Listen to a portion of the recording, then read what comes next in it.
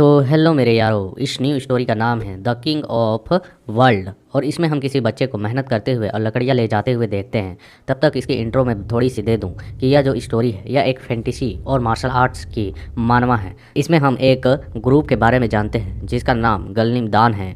और इस ग्रुप में काफ़ी पावरफुल बंदे भी हैं। और इस ग्रुप का एक ही लक्ष्य है कि वह डेंजू पर अपना शासन कर सके। और इस ग्रुप में एक नया बंदा जुड़ता है जो हमारा हीरो है, जिसका नाम योंग योन है। और वह इसमें शामिल होकर इस पर भी वह राज करना चाहता है। और इस सत्ता और ताकत और संघर्ष की कहानी बन जाती है, जिसमें हमें एक्शन, तलवारबाजी और मार्शल आर्ट की लड़ाइयाँ देखने को मिलेंगी ज़्यादातर। तो इस स्टोरी में हम देखते हैं कि वह बच्चा अपने लकड़ियों को लेकर अपने फादर पास पहुंच चुका होता है, कह रहा होता है फादर फादर। और हम देखते हैं उसके फादर को, जो कि उसके माथे को सहलाते हुए कह रहा होता है, अरे लिटिल बदमाश, मैंने तुमसे कहा था ना कि इस तरह की चीज़ों को मैं खुद कर लूँगा। वह उससे उन लकड़ियों को ले लेता है और लेते हुए कहता है कि योंग, तुम अपनी ट्रेनिंग ठीक तरीके से कर रहे हो ना। तो ये सुनकर वह बच्चा हंसते हुए कहता है कि हाँ फादर। और फिर हम देखते हैं उसके फादर लकड़ियों को रखते हुए कह रहे होते हैं उससे कि बहुत ही अच्छा, लेकिन मैं तुम्हें बता दूं, जब तक तुम अपनी यहाँ पर मतलब कि थर्ड जेई टेक्निक को ट्रेनिंग को जारी रखते हो तो किसी दिन, और हम देखते हैं वह बच्चा बहुत ध्यान से सुन रहा होता है। उसके पिताजी कहते हैं किसी दिन तुम्हारे अंदर एक चिंगारी भड़केगी जो तुम्हें इतनी पावरफुल बनाएगी जिसके बारे में तुम उम्मीद नहीं कर सकते हो। फिर हमारा सीन शिफ्ट हो जाता है और हम देखते हैं यहाँ पर वह बच्चा बड़ा हो चुका होता है। प्रेजेंट का सीन जहाँ पर वह किसी से लड़ रहा होता है और लड़ते हुए उस पर अटैक्स किए जा रहा होता है। उसके सामने एक मोटा तगड़ा बड़ा बंदा होता है जिसके छाती पर वह मारते हुए कह रहा होता है कि जेई की एक स्पर्श टेक्निक, चाहे वह व्यक्ति यहाँ पर हो या फिर चाहे वह कोई एसेंस हो या कोई भूत हो या फिर कोई वस्तु हो, मेरी सारी शक्ति मैं इसके अंदर भेजकर इसे डिस्ट्रॉय कर दूंगा। और हम देखते हैं वह अपने अटैक को करता है, बट वह बंदा उसके अटैक से बच जाता है दूसरी ओर हटते हुए। और वो कह रहा होता है कि वह आखिरकार इस दिशा को कैसे पलट सकता है। और हम दिखाया जाता है उस बंदे को जो कि उस पर गुस्सा करते हुए देख रहा होता है। और वह यहाँ पर जो योंग है उसे देखकर हंसते हुए कह रहा होता है कि ये जेई टेक्निक है जिसे मैंने 3 वर्षों से लगातार मतलब कि बिना रुके इसकी कल्टीवेशन की है, इसे ट्रेन किया है। और अब इस आदमी को यहाँ से उखाड़ फेंकने के लिए यह काफ़ी होनी चाहिए। अपनी ताकत आखिरकार दिखाओ। और हम देखते हैं तभी उसे यहाँ पर परेशानी आने लगती है और वह कहता है कि एक मिनट, ये क्या हुआ। हम उस बंदे को देखते हैं जो अपने हाथों में एक बड़ा सा मतलब कि मोटे लकड़ी का डंडा जो होता है उसे इसे मारने के लिए बढ़ा रहा होता है। और वो कहता है कि ये बहुत ही खतरनाक है। और तभी हम देखते हैं उस बंदे को अचानक से उसे दर्द का महसूस होता है और उसकी पैर फिसल जाती है, क्योंकि यहाँ पर जो योंग होता है उसने यहाँ पर अपने किक से उसके पेट पर एक जोरदार अटैक किया होता है, जिसकी वजह से वह बंदा दूसरी और दूर की ओर जाकर गिरता है। तभी उसे यहाँ पर एक और हमला आते हुए देखता है तो वह वहाँ से भागते हुए कह रहा होता है कि यहाँ पर अचानक से एक और हमला। और हमें दिखाया जाता है उसके पीछे एक बंदे ने परछाई के तौर पर अपने शॉट को लेकर उसके ऊपर अटैक करने के लिए बढ़ा होता है, जो कि काफ़ी खराब चेहरा बनाकर कह रहा होता है तू तो गया साल। तभी जो योंग होता है वह अपने हाथ के घुटने से एक जोरदार अटैक उसके थोबड़े पर मारते हुए कहता है कि ये ले। और हम देखते हैं उस बंदे को जो कि उसके हैंड के अटैक के साथ सीधे पीछे की ओर जोरदार जमीन पर गिरता है लुढ़कते हुए। और वह वहाँ दर्द में अपने चेहरे को पकड़कर कराहने लगता है। और इधर योंग हाँफते हुए उसकी ओर देख रहा होता है। तभी वह देखता है कि उसके सामने से एक अचानक से स्वॉर्ड गुजरती है, जिसे देखकर वह काफ़ी हैरान होता है। हम देखते हैं कि वह जो बंदा वहाँ जमीन पर गिरा हुआ था, सीधे वह स्वॉर्ड उसके छाती पर धंस जाती है और वह मारा जाता है। और यहाँ पर तभी जो योंग होता है वह पलटकर कहता है कौन है यहाँ पर। और वह अपने सामने एक बंदे को देखता है जो कह रहा होता है क्या तुम ठीक हो। और उसे देखने के साथ योंग कहता है तो यह आदमी जो है यह जून क्वांग है, जो कि 7 ग्रुप्स को कंट्रोल करता है। और फिर हम देखते हैं कि वह उसकी ओर देख रहा होता है। जो वह बंदा जाता है उसके सामने अपने स्वॉर्ड को निकालता है और उसके ब्लड को अपने स्वॉर्ड से झाड़ कर साफ करता है। और फिर उसकी ओर देखता है और फिर दूसरे बंदे की ओर देखता है जो कि वहाँ पर बेहोश पड़ा हुआ होता है, जिसे योंग ने मारकर किया होता है। और वह फिर योंग की ओर देखता है, योंग उसकी ओर देखता है, दोनों में खामोशी होती है। तो हम देखते हैं वह चिढ़ते हुए कहता है कि आखिरकार तुम कर क्या रहे हो। तो योंग कहता हूँ क्या करूँ। तो हम देखते हैं वह गुस्से में उसकी ओर देखते हुए कह रहा होता है तुम वहाँ खड़े क्यों, क्या तुम्हें दिखाई नहीं देख रहे हैं कि तुम्हारे साथी मुसीबत में है, तुम्हें जाकर उनकी सहायता करना है। तो हम देखते हैं सुनकर कहता है हाँ मैं अभी जा रहा हूँ। और हम देखते हैं वह वहाँ पर जो तेज़ी से उसकी ओर भागने लगता है, कहता है कि मैं अभी जा रहा हूँ अभी जा रहा हूँ। और उसे उस तरीके से भागते हुए देख यह जून क्वांग कहता है कि ये क्या, यह बंदा यहाँ पर इन 2 बंदों को पछाड़ने के लिए काफ़ी था, मतलब कि इन दोनों को हराया है इसी ने तो पीट कर। तो आखिरकार वह इतना शक्तिशाली है, इसके बावजूद भी वह भाग रहा है केवल अपनी फिजिकल पावर का इस्तेमाल करके और अपनी किवाई मतलब कुछ और भी एनर्जी है जिसका इस्तेमाल यह नहीं कर रहा है। तो हम देखते हैं वह कहता है कि यह कितना बेतुका है। और फिर वह उसी की ओर देख रहा होता है, फिर कहता है एक मिनट, आखिरकार ये क्या, ये तो यहाँ पर जुल्मी जिसका नाम ताकचू है वह है। और हमें दिखाया जाता है उसके हाथों में 2 स्वॉर्ड होते हैं और हमें दिखाया जाता है उसके हाथों में 2 शील्ड होते हैं और वह काफ़ी अजीब तरीके से हँस रहा होता है। तो इसे इस तरीके से हँसते हुए देख कहता है कि जून, ये क्या? ये तो यहाँ पर उसी की ओर बढ़ रहा है। यह क्या पागल हो चुका है? और हम देखते हैं यहाँ पर योंग को, जो कि उसी मतलब कि शील्ड वाले बंदे की ओर लड़ने के लिए जा रहा होता है। तो उसे देखकर कहता है यह वहाँ पर मारा जाएगा। यह हालाँकि इन 2 बंदों को हराने के लिए काफ़ी था, लेकिन उसे नहीं। तभी हम एक और शैडो के मतलब एक और व्यक्ति की एंट्री को देखते हैं, जिसे देखकर वह कहता है 1 मिनट। और हमें दिखाया जाता है वहाँ एक ज़ोरदार धमाका होता है और वह जो शील्ड वाला बंदा होता है वह उसकी ओर घूर कर देखता है और हँसने लगता है। और हमें दिखाया जाता है कि उससे के शील्ड से जो बंदा आकर वहाँ पर टकराया होता है वह दूर जाकर गिरता है उसके छाती पर। उस बंदे के शील्ड पर लगे कांटेदार कांटे घुस चुके होते हैं। और यहाँ पर यह ताकचू हंसते हुए कह रहा होता है कि आखिरकार तुम यहाँ पर गलिमदान की ताकत का यहाँ पर गौरव दिखाने के लिए आ सकते हो। आखिरकार तुम इतने कमज़ोर कैसे हो सकते हो? और हमें उस बंदे को दिखाया जाता है जो उठता है, अपने सब बॉडी के ऊपर से उन कांटों को हटाता है और फिर वहाँ पर एक सांस छोड़ता है। फिर उसकी ओर गुस्से में देखते हुए कहता है कि तुम बस मेरा इंतजार करो ताकचू, तू आज यहाँ पर मेरे ही हाथों से मरेगा। तो हम देखते हैं सुनकर वह टकला हंसते हुए कह रहा होता है क्या तुम मजाक मत करो? क्या तुम्हें सचमुच में लगता है कि इन छोटी बच्चों वाली हरकतों से तुम मुझे हरा सकते हो? अपने सपनों में सिर्फ तुम ये कर पाओगे। तभी हम देखते हुए बंदा खड़ा होते हुए कह रहा होता है कि अच्छा, मैं तुम्हें यहाँ पर बता दूँ कि मैं अब अनमयोंग गालिमदान का सदस्य हूँ और आज मैं तुम्हें यहाँ पर बहुत ही बुरी तरीके से मारने वाला हूँ। यह सुनकर हम देखते हैं यहाँ पर जो योंग होता है वह हैरान होता है, कहता है कि क्या यह बंदा गालिमदान का सदस्य है? और फिर हम दिखाया जाता है कि वह उससे हाँफते हुए कह रहा होता है कि मैं यहाँ पर ताकचू तुझे और मुबू को दोनों को कुचलने के लिए आया हूँ, जो यहाँ पर वे अपने पनिशमेंट के हकदार हैं। यह सुनकर हम देखते हैं वह टकला हंसते हुए कह रहा होता है कि क्या तुम लगता है कि यहाँ पर किंगुए से मिलकर जो मार खाए थे उसे भूल चुके हो, उससे ऊब चुके हैं, तो आओ अब मुझसे मार खा लो। लगता है इसकी कुछ दुखती नस पर इसने हाथ रख दिया। तो ये बंदा और भी ज़्यादा भड़क जाता है और वह इसकी ओर अटैक करने के लिए बढ़ते हुए कहता है कि चुप रहा कमीने। और हमें दिखाया जाता है कि वह जो टकला होता है वह अपने शील्ड पर लगे कांटेदार छल्लों को सीधे इसी की ओर फेंक देता है, जो कि इसे अपनी ओर आते हुए देखकर हैरान होता है और वह उनसे बचने की कोशिश करता है, क्योंकि इसे मतलब दोनों ओर से फेंका गया होता है, एक ऊपर से एक नीचे से, ताकि किधर बच के जाए। बट हम देखते हैं वह झुककर और बीच से निकलने की कोशिश कर रहा होता है। तभी उतनी ही देर में वह टकला बहुत ही रफ्तार से आता है और ताकचू उसके पीछे की ओर आकर कहता है कि तुम्हें थोड़ी अपनी बॉडी को जो है ना आराम देना चाहिए, इतना भी मूवमेंट मत करो। और कसकर जोरदार एक पंच उसके पीछे धर देता है और हम यहाँ पर इस अनमयों को देखते हैं जो कि सीधे ज़मीन पर आकर सर के बल गिरता है और वहीं पर बेहोश होने लगता है। तो ऐसा होते हुए देख वह टकला कह रहा होता है कि मैं तुम्हें यहाँ पर इतनी आसानी से तो मार नहीं सकता हूँ। और वह उसके सामने जाता है और अजीब तरीके से हंसते हुए कहता है कि और अब मैं तुम्हारे साथ क्या करूँ? तभी हम देखते हैं यहाँ पर जो योंग होता है वो उनकी ओर देखते हुए कह रहा होता है वह तो उसने कहा कि वह गलिमदान का सदस्य है, लेकिन वह इतना ज़्यादा कमज़ोर कैसे हो सकता है? मैंने अपने पिताजी से गलिमदान के बारे में, उनके ग्रुप्स के बारे में सुना है कि वे काफ़ी पावरफुल और प्रतिष्ठित व्यक्ति हैं, उनके सदस्य भी कुछ ही हैं जो कि पावरफुल हैं। तभी उसके पीछे एक बंदा उठते हुए कह रहा होता है कि अंततः हम उसकी बदौलत थोड़ी देर के लिए यहाँ पर सांस ले सकते हैं। तभी यहाँ पर योंग की ध्यान उसकी ओर जाता है तो वह बंदा कह रहा होता है चिंता मत करो, मैं यहाँ पर खुद चल सकता हूँ, अब मेरी वजह से यहाँ पर तुम्हें दौड़कर नहीं आना पड़ेगा। तो हम देखते हैं सुनकर वह कहता है ओह मुझे माफ़ करना, मैं तुम्हारी मदद के लिए सही समय पर नहीं आ पाया। कैसे तुम्हारे पैर कैसे, उसके चोट कैसे? तो वह कह रहा होता है नहीं ठीक है, मेरे यहाँ पर कंधे और पीठ थोड़े दर्द दे रहे हैं, लेकिन इसमें मेरी गलती है, मैं इसमें तुम्हें कुछ नहीं कर सकता हूँ। फिर हम देखते हैं वह उससे कहता है कि मैंने नहीं सोचा थी कि यहाँ पर इस समूह में एक गलिमदान का सदस्य भी आएगा और उसके साथ यहाँ पर लड़ाई करेगा। और फिर वह योंग के कंधे पर हाथ रखते हुए कहता है कि इसके अलावा मैं तुम्हें यहाँ पर बता दूँ, उसका जो यहाँ पर प्रतिद्वंदी है ना कोई आम नहीं है, वह बहुत ही ज़्यादा पावरफुल है। हम देखते हैं उसके बातों को ध्यान से सुन रहा होता है वह और भी बता रहा होता है हाँ मुझे पता है कि यहाँ पर हम मतलब सपोर्टर टीम से हैं कि कोई बंदा घायल हो जाता है उसकी मदद करो, उसकी देखभाल करो, लेकिन हम उनके बीच में, उनके फाइट के बीच में नहीं पड़ सकते हैं। यह बहुत ही ज़्यादा अजीब होगा अगर हम यहाँ पर मारे जाते हैं उनके सपोर्ट टीम होकर, उनकी मतलब मदद करें और हम भी मारे या लपेटे या फालतू होगा। और हम देखते हैं वह उनकी ओर देख रहा होता है जहाँ पर वह अनमयोंग हाँप रहा होता है और वह कहता है कि मेरा मतलब है कि गलिमदान या अपने व्यक्तियों को यहाँ पर भेज रहा है तो वह ज़रूर यहाँ पर कुछ ना कुछ चीज़ों का मुनाफा पाता होगा इससे, इसीलिए वह उसे यहाँ पर भेजा है। तो यह सुनकर वह कहता है कि अच्छा गलिमदान का सदस्य। और फिर हम देखते हैं वह कहता है कि क्या तुमने इसके बारे में सुना है, क्या तुम इसके बारे में जानते हो इस ग्रुप के बारे में?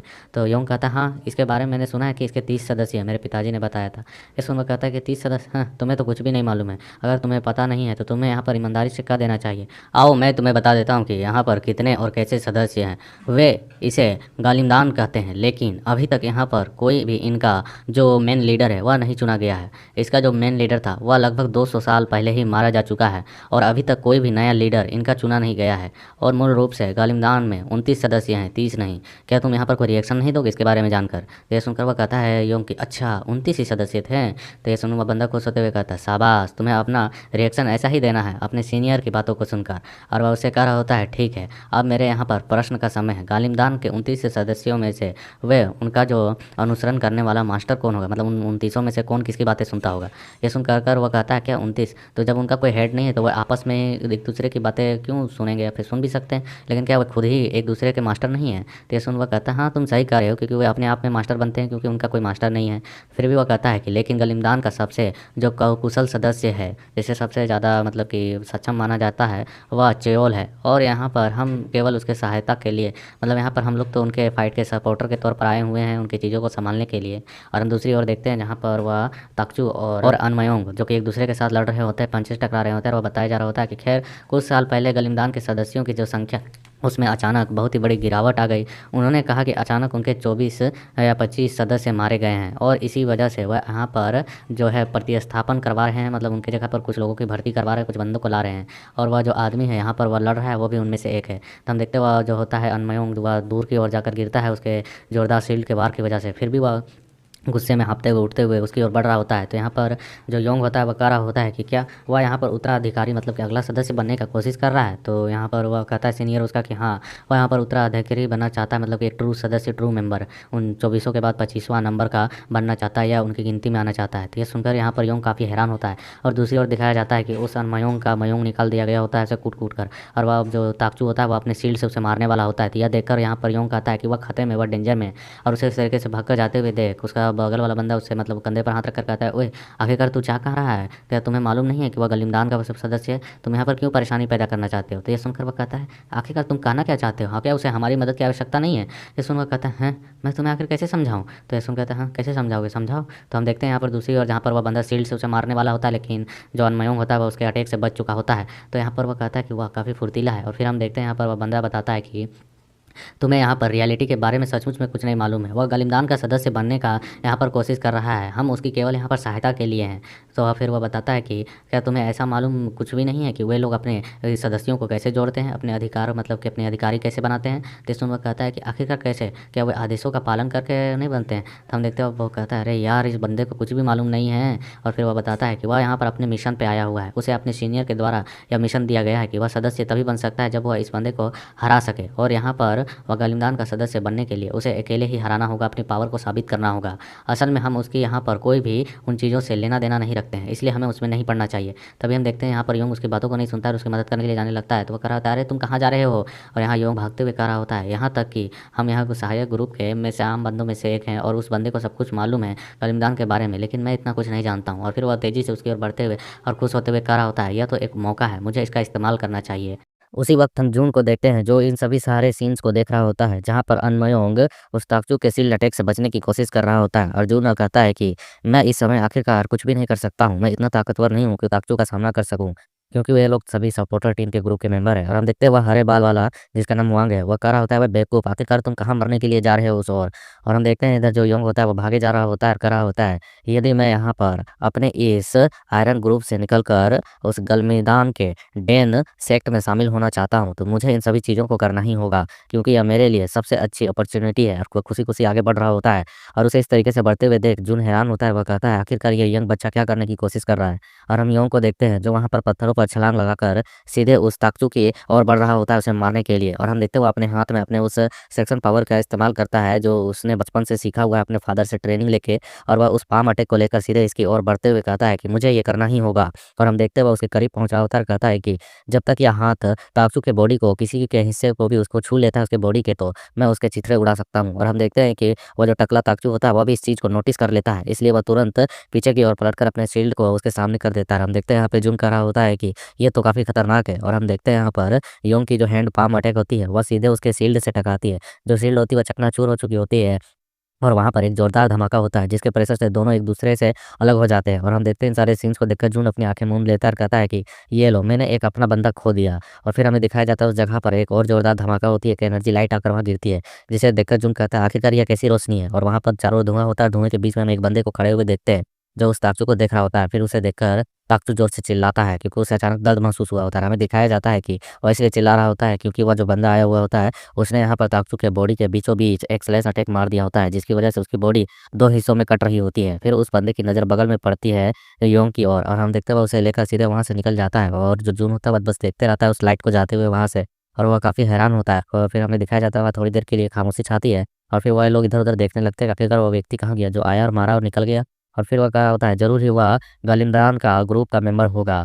और फिर वह यहाँ पर काफ़ी सोचते हुए कहता है कि गालिंदान का जो ये डेन ग्रुप है वो उस ग्रुप के मेंबर के तौर पर वह डेम योंगहो होगा, जिसका एक और नाम है होन वोन रयोन। और फिर हम देखते हैं वो अपने मन में कह रहा होता है यहाँ जो भी है वह सब कुछ अच्छा ही हुआ कि उस डेन ने आकर इन मामलों को संभाल लिया। फिर उसे याद आता है कि आखिरकार वह यंग बच्चा कहाँ गया और वह उसे खोजने लगता है और कहता है कि वह यंग बॉय आखिरकार तुम किधर हो। लेकिन उसे उस जगह पर जहाँ पर धमाका हुई होती है उसे वहाँ पर वो नज़र नहीं आता है, बस वहाँ पर एक और जो अनमयोंग था वह बेहोशी की हालत में पड़ा हुआ था, दूसरी ओर ताकचू मरा पड़ा हुआ था। और तभी वह उस ग्रीन वाले बाल को देखता है जो वहाँ से चुपचाप जा रहा होता है, तो उसे बोलता है ओए इधर आ। तो हम देखते हैं ग्रीन बाल बोलता है वांग कि हाँ क्या हुआ, क्या आप मुझे बोल रहे हैं।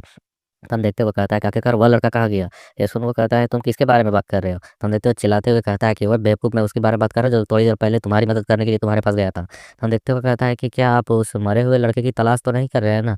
आखिरकार वह उस समय ताकचू पर हमला करने गया था, फिर कहाँ से गायब हो गया मुझे भी नहीं मालूम। फिर हम देखते हुए खामोश होता है जून और फिर उससे कहता है कि तुम्हारा नाम क्या है। तो हम देखते हैं यहाँ पर वो अपना नाम बताता है कि मेरा नाम वांग है। तो हम देखते हैं सुनकर कहता है अच्छा ठीक है तो चलो यहाँ से, मैं समझ गया, चलो जा सकते हो। तो ये कहता है ठीक है मैं चलता हूँ अब। और फिर हम देखते हैं वो यहाँ पर खड़े-खड़े अकेले सोचते हुए कह रहा होता है तो फिर आखिरकार उसका बॉडी कहाँ गया? अगर वो ताकचू की ओर हमला करने गया था, अगर मर भी गया तो उसका बॉडी यहाँ डिस्ट्रॉय तो नहीं हो सकती है, ये तो असंभव है। और फिर हम देखते हैं कि वो पीछे की ओर पलटकर कहता है, ज़रूर ही हुआ डैम उसने अपने साथ उस लड़के को लेकर गया होगा। फिर हमें दिखाया जाता है कि जंगल में रात हो चुकी होती है जहाँ पर यहाँ पर योंग को सुला दिया गया होता है, बगल में लकड़ी की भी जल रही होती है और वह उस को बहुत ही अच्छे तरीके से घूर कर देख रहा होता है। और फिर वह यहाँ पर याद करता है कि जहाँ पर उस बंदे ने जो अनमयोंग था, उसने वहाँ लड़ाई करते वक़्त कह दिया था कि मैं यहाँ पर अनमयोंग, मैं इस सेक्ट का मतलब कि गलिमदान का गलिमदान डेन सेक्ट का उसका मेंबर हूँ, सदस्य हूँ। और फिर उसके बारे में याद करते हुए वो कह रहा होता है कि उस गधे ने यहाँ पर अपने मतलब इस ग्रुप को शर्मिंदा किया है। उसे यहाँ पर इस तरीके से अपने ग्रुप का नाम लेने का तब तक इजाज़त नहीं है, जब तक तुम्हें यह श्योरिटी 100% नहीं हो कि तुम यहाँ पर जीत सकते हो। क्योंकि तुम वहाँ पर लड़ाई के बीच में इस ग्रुप का नाम लेते हो, मतलब उस ग्रुप को तुम रिप्रेजेंटेटिव कर रहे हो, उसको प्रेज़ेंट कर रहे हो।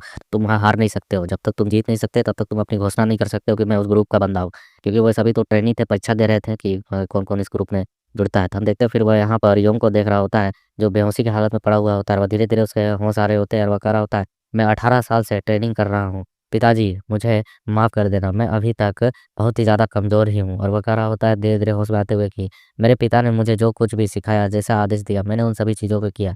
मैंने सबसे पहले आयरन सपोर्टर ग्रुप को जॉइन किया और फिर उन्होंने कहा था कि उसके मदद से मुझे गलिमदान के डेन ग्रुप को जॉइन करना है, लेकिन मैं अभी तक उसमें जुड़ नहीं पाया हूँ। और फिर वह धीरे-धीरे आँखें खोलता है तो उसे सामने अपने पिता की परछाई नज़र आती है और उसकी आँखों से आँसू आने लगता है। वो कह रहा होता है फादर, फादर क्या ये आप हैं?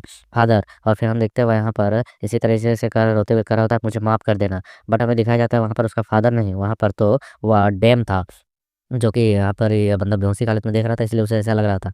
लेकिन जब योंग धीरे-धीरे करके होश में आ जाता है तो फिर हम देखते हैं यहाँ पे जो डैम होता है वो कहता है क्या तुम जाग चुके हो? तो उसे देखने के साथ ही वो जल्दी से पीछे की ओर हट जाता है और कहता है कि तुम कौन हो? हम देखते हैं डैम उसकी ओर देखता है और फिर कहता है कि यदि तुम यहाँ पर इस कांग हो सिटी में लंबे समय तक ज़िंदा रहना चाहते हो तो अपने आप को इस तरीके से विनाश मतलब मुसीबतों में अपने आप को झोंकने से बचाना चाहिए। हम देखते हैं सुनकर यहाँ पर योंग उसकी ओर देखता है फिर कहता है कि मेरा नाम यहाँ पर योंग यून है और मैं बचपन से अपने पिताजी के साथ मार्शल आर्ट की ट्रेनिंग की हूँ और मुझे इन चीज़ों की उतनी ज़्यादा मतलब चिंता नहीं है। और ये बहुत मासूम तरीके से कह रहा होता है। हम देखते हैं ये सुनकर यहाँ पर जो डैम होता है वह कहता है कि चुप करो, मुझे यहाँ पर फालतू की बकवास सुनना और बातें करना पसंद नहीं है। और वहाँ से जाते हुए कह रहा होता है अगर तुम हिल सकते हो तो मेरी नज़रों से यहाँ से दूर हो जाओ। हम देखते हैं यहाँ पर योंग घबरा जाता है, कहता है, "ओए! आखिरकार तुम मुझे यहाँ अकेले छोड़ के कहाँ जा रहे हो? रुक जाओ, रुक जाओ।" और हम देखते हैं वो इसी तरह चिल्लाते रहता है, उसको पकड़ने की कोशिश करता है, लेकिन वह बंदा जो होता है डैम वहाँ से निकल चुका होता है।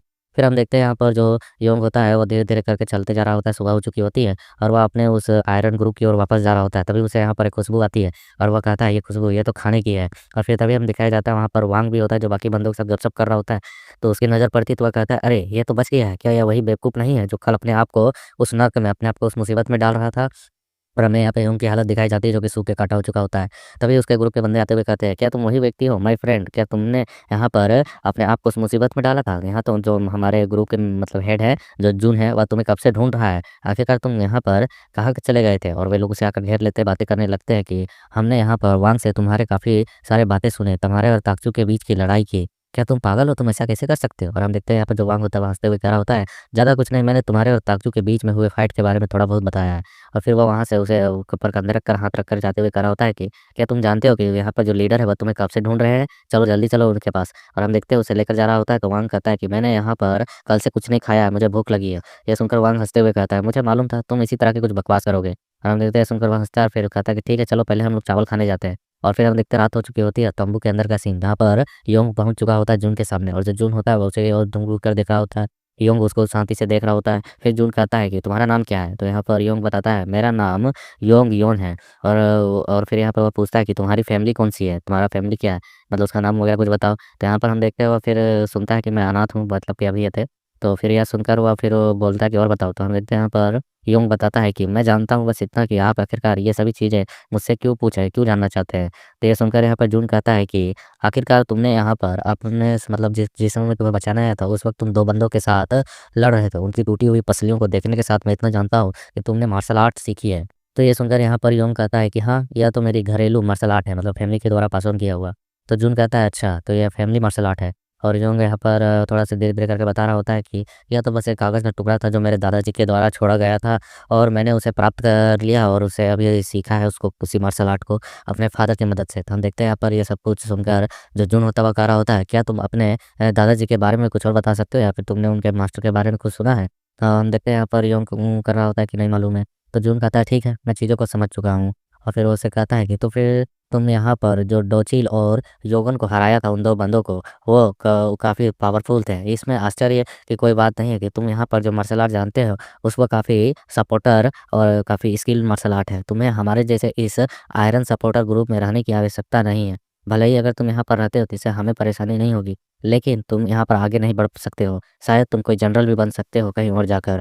और फिर वह उसकी ओर देख रहा होता है और यहाँ पर जो योंग होता है वो अपने मन में कह रहा होता है, ऐसा व्यक्ति जो केवल अपने फ़ायदे के बारे में सोचता है, आखिरकार वो अभी इतना चिंता क्यों कर रहा है? तो फिर हम देखते हैं यहाँ पर अर्जुन कहता है कि है, मैं यहाँ पर ये इस बंदे के बारे में पूछना चाहता हूँ, वह डैन आखिरकार कहाँ चला गया? तो हम देखते हैं सुनकर वो कहता है क्या वो बंदा? उसका नाम डैन है। और फिर हम देखते हैं सुनकर यहाँ पर जून कहता है हाँ, वही व्यक्ति जो तुम्हें लेकर गया था।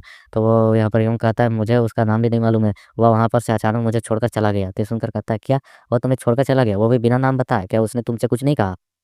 फिर वह इधर-उधर देखता है तम्बू के बाहर की ओर और फिर उसे खामोशी से कहता है, उसे की ओर देखते हुए अपने मन में कि क्या उन्होंने इसे इसलिए छोड़ दिया क्योंकि यह आयरन ग्रुप का एक मेंबर था, नहीं तो वह इस तरीके के स्किल बंदे को कभी भी नहीं छोड़ते हैं।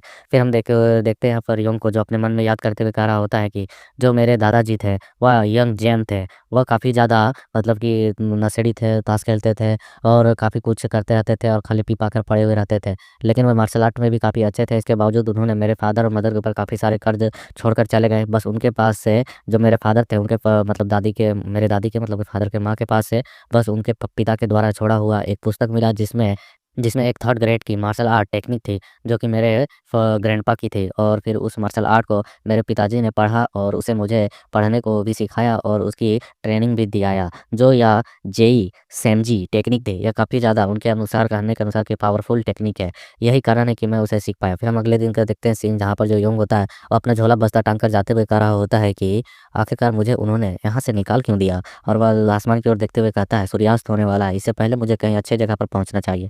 और हम देखते हैं कि उस जंगल में जाते जा रहा होता है, तो उसके ऊपर डैन भी नज़र बनाए रखा हुआ होता है। तभी यहाँ पर योंग को भूख लगती है और वह कहता है कि मुझे शायद कुछ खा लेना चाहिए। फिर वह कहता है कि लेकिन मेरे पास पैसे नहीं है, मुझे जल्द से जल्द पैसे कमाने होंगे या खाने को बचाकर खाना होगा, वरना मैं बाद में भूखा मर सकता हूँ। और फिर वह दूसरी ओर इधर-उधर देखता कहता है, क्या मुझे सचमुच में ये चावल अभी खा लेना चाहिए या बाद के लिए रखना चाहिए?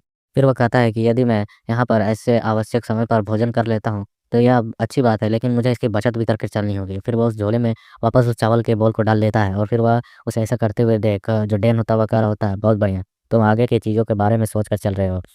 फिर हमें दिखाया जाता है यहाँ पर शाम हो चुकी होती है और किसी चोटी पर यहाँ पर जो जून होता हुआ खड़ा होता है और वांग उसके पास आ रहा होता है, कहता है कि क्या हुआ मास्टर, क्या कुछ गलती हुई है हमसे? तो हम देखते हैं सुनकर वह कहता है कि नहीं, कुछ भी गलती नहीं, लेकिन तुम मुझे यहाँ पर इन चीज़ों के बारे में क्यों कह रहे हो? तो यहाँ पर वांग कहता है आखिरकार आपने उसे हमारे ग्रुप से क्यों निकाल दिया? इसकी क्या ज़रूरत थी? फिर सुन वो कहता है कि हाँ, यह करना ज़रूरी था, क्योंकि अब वो अपने मन में कर रहा होता है कि शायद यही वो उसके लिए सबसे अच्छा फ़ैसला है, क्योंकि वह बेहतर चीज़ को डिज़र्व करता है। फिर हम योंग को देखते हैं, जब रात हो चुकी होती है तो अपने राइस बोल को निकाल कर खाने जा रहा होता है, तब इस तक आवाज़ आती है, "क्या आपने अपनी मंज़िल निर्धारित कर ली है? मतलब कि सही जगह पर पहुँच चुके हो, अब आकर खाना खा रहे हो?" हम देखते हैं यहाँ पर योंग उसकी ओर देखता है और कहता है कि तुमने मुझे अगली बार अपना नाम भी नहीं बताया और अचानक चले गए और अब अचानक प्रकट हो गए हो मेरे सामने। हम देखते हैं सुनकर डैन कहता है कि वह अगर तुम मेरे लिए काम करते हो और मेरे द्वारा दिए गए मिशंस को पूरा करते हो, तो तुम जो चाहोगे मैं तुम्हें वह दिला सकता हूँ। यह सुनकर वह काफ़ी ज़्यादा हैरान हो जाता है योंग, और डैन कह रहा होता है, क्या तुम मेरा मतलब कि मुझको फ़ॉलो करोगे? तो हम देखते हैं सुनकर योंग कहता है, क्या सचमुच में? मैं जो चाहूँगा वह मिलेगा? तो फिर हम देखते हैं यहाँ पर वह उसे शांति से देख रहा होता है, और योंग कहता है कि मैं अपना काम बहुत ही जल्द ख़त्म कर सकता हूँ, बताओ मुझे कब करना है? तो ये सुनकर वह कहता है कि अच्छी बात है, लेकिन अभी नहीं, मैं उसे बाद में बताऊँगा। तो हम देखते हैं यहाँ पर जो योंग होता है वह खड़ा हो रहा होता है, और जो डैन होता है वह कहता है कि मैं यहाँ पर अब से तुम्हारा मास्टर हूँ, ठीक है? और मेरा नाम डैन है, तुम मुझे ये कहकर बुला सकते हो अपना मास्टर यानी सर कहके। तो हम देखते हैं यहाँ पर यह सुनकर वो काफ़ी ज़्यादा खुश होता है, और यहाँ पर जो योंग होता है वो कहता है कि ठीक है, मेरा नाम यहाँ पर योंग यून है, आप मुझे यह कहकर बुला सकते हैं। डैन कहता है कि ठीक है, यंग योंग, तो तुम यहाँ पर अब से मेरी बातों को ध्यान से सुनो। तुम अब से डोंगटिंग रेजिमेंट के 25वें सदस्य के बनने के योग्य के उत्तराधिकारी बनते हो। मतलब कि अब तुम ट्रेनिंग लोगे और अपने मिशंस को पूरा करोगे, तभी जाकर उसके सदस्य बन पाओगे। हम देखते हैं सुनकर वह कहता है कि ठीक है, मैं इस चीज़ को हमेशा याद रखूँगा, और मैं अपने मेंबर्स के सभी मामलों को पूरी तरह से अच्छे तरीके से उन्हें पूरा करूँगा। तो बताएँ मुझे इसमें ग्रुप में रहने के क्या रूल्स हैं? तो यहाँ पे डेन कहता है कि पहला, कि जब तक तुम अपने आप को 100% श्योर नहीं कर सकते हो कि तुम जीत रहे हो, तब तक तुम यहाँ पर अपने ग्रुप के नाम को यहाँ पर सभी के सामने नहीं चिल्लाकर बोल सकते हो, ना ही उसे यहाँ पर प्रूव कर सकते हो कि तुम उस ग्रुप के मेंबर हो और तुम यहाँ पर ये काम करने आए हो। और साथ में यहाँ पर ये कहता है कि दूसरा, कि तुम्हें यहाँ पर अपने सीनियर्स के द्वारा दिए हुए ऑर्डर्स को ही हमेशा फॉलो करना है। और वह कहता है कि सभी जितने भी उत्तराधिकारी हैं, जितने भी सक्सेसर हैं, मतलब जो भी उस चीज़ पर यहाँ पर 25वां सदस्य बनने के लिए पार्टिसिपेट कर रहे हैं, वह सभी अपना पूरी पोटेंशियल के साथ काम करते हैं। तो इसे भी तुम्हें करना होगा। तो ये सुनकर वहाँ पर यूँ कहता है, ठीक है, मैं समझ गया। और तभी वो कहता है, डैन के रुको बेवकूफ़, मैं तुम्हें और भी कुछ बताता हूँ। अब से तुम मुझे केवल सर कह के बुलाओगे, समझे? तो देते सुनकर वह कहता है, ठीक है, समझ गया। फिर वह कहता है डैन कि समय आने पर मैं तुम्हें बता दूंगा कि तुम्हें क्या मिशन पूरा करना है। यह सुनकर यूँ को सतायर कहता है अपने मन में, जिस रास्ते में मैं चलता चाहता था, आखिरकार मुझे वो जिसकी तलाश थी वह मिल चुकी है, वह मेरे आँखों के सामने है। और फिर हम देखते हैं यहाँ पर डेन उसके कंधे पर हाथ रखकर जाते हुए कहता है कि या हमारे पर्यवेक्षक के द्वारा किया गया था एक बार मेरे साथ, वही चीज़ को मैं यहाँ पर तुम्हारे साथ करने वाला हूँ। ये सुनकर यों कहता हूँ क्या? और हम देखते हैं यहाँ पर उसे पटक देता है, और उसके कुछ-कुछ वाइटल पॉइंट्स को दबाने लगता है, और कहता है कि हमारे सुपरवाइज़र मतलब कि पर्यवेक्षक जो सभी चीज़ों को देख-रेख करते हैं कि तुम्हें क्या करना है, क्या नहीं करना है, उसने इस बंदे को चूज़ किया था, तो उसने भी यहाँ पर इसके साथ यही हालत की थी। और हम देखते हैं उसके एक्वा पॉइंट्स को कुछ-कुछ दबाते हुए कहा होता है, मैं तुम्हारे बॉडी पर जो लगे हुए ब्लड ब्लॉकेज है, उन्हें खोल रहा हूँ, और साथ में तुम्हारे जो हड्डियों में जो दबाव बना हुआ है, जो हमारे जॉइंट्स में क्रैक्स आई है, मैं उन्हें भी ठीक कर रहा हूँ। हम देखते हैं इसकी वजह से यों को काफ़ी दर्द हो रहा होता है, कहता है ये दर्द बहुत ज़्यादा है, बहुत ज़्यादा ही दर्द करता है। और हम देखते हैं यहाँ पर डैन कह रहा होता है कि ये मैंने अपने क और हम देख रहे हैं डैन कह रहा होता है, मैंने कंधे और छाती की हड्डियों का उपचार कर दिया है, और घाव की जो उपचार है उसके त्वचा के स्किन्स के साथ जो टकरा रही थे उन्हें ब्लॉक कर दिया है, और उन्हें ठीक तरीके से सिल दिया है। अब इसके साथ तुम यहाँ पर अपनी एनर्जी को अपनी बॉडी में अच्छे तरीके से सर्कुलेट कर पाओगे, और खुद को ठीक फील कर पाओगे जल्द ही। और वो अपने मन में खुश होते हुए कह रहा होता है, यह काफ़ी शानदार तोहफ़ा है हमारे सुपरवाइज़र के तौर पर दिया गया, जो मुझे दिया था अब मैं तुम्हें दे रहा हूँ। और हम देखते हैं यहाँ पर रात भर बस वहाँ पे चिल्लाने की आवाज़ें ही गूंजती रहती हैं, क्योंकि इसका यहाँ पे थोड़ा-सा फीडिंग-फाडिंग मिशन कंप्लीट चल रहा होता है। और हम सभी देखते हैं कि एक जगह का सीन, जहाँ पर एक बुड्ढा कुछ लोगों के सामने खड़ा होता है, और वो उनसे कह रहा होता है कि तो तुम लोग कह रहे हो कि जो ताकचू था वह मारा जा चुका है ना? और हम देखते हैं वैसे भी बंदे वहाँ उसकी बातों को खामोशी से सुन रहे होते हैं, और वो कह रहा होता है तो ताकचू मारा जा चुका है, तो संभव है कि अब हमें उसकी जगह पर किसी और को ढूँढना पड़ेगा जो इन कामों को कर सके। तो वह सैनिक जो होते हैं वहाँ पर उसके सामने वो कह रहे होते हैं, क्या हम यहाँ पर 100 150 लोगों को इकट्ठा करके वहाँ पर हमला करने के लिए चले जाएँ? क्या उतना काफ़ी होगा? तो हम देखते हैं सुनकर वो कहता है, क्या 100 आदमी? नहीं, यहाँ पर ताकचू को डैन ने मारा है। अगर मैं डैन के सामने 100 आदमियों को भी खड़ा कर दूँ तो वो भी कम पड़ेगा, क्योंकि सिर्फ़ आदमियों की गिनती रहने से उसे कोई फ़र्क नहीं पड़ता है। उसे के लिए कोई पावरफुल बंदों का ग्रुप चाहिए होता है। तो हम देखते हुए बंदे कह रहे होते हैं, लॉर्ड आखिरकार हम क्या तैयारी शुरू करें? तो हम देखते हैं सुनकर वह उनकी ओर देखता है, और कहता है कि तुम लोग आगे बढ़ो और कुछ लोगों को ढूँढो। तो ये सुनकर वे कहते हैं कि ठीक है, जैसे ही आपकी आज्ञा।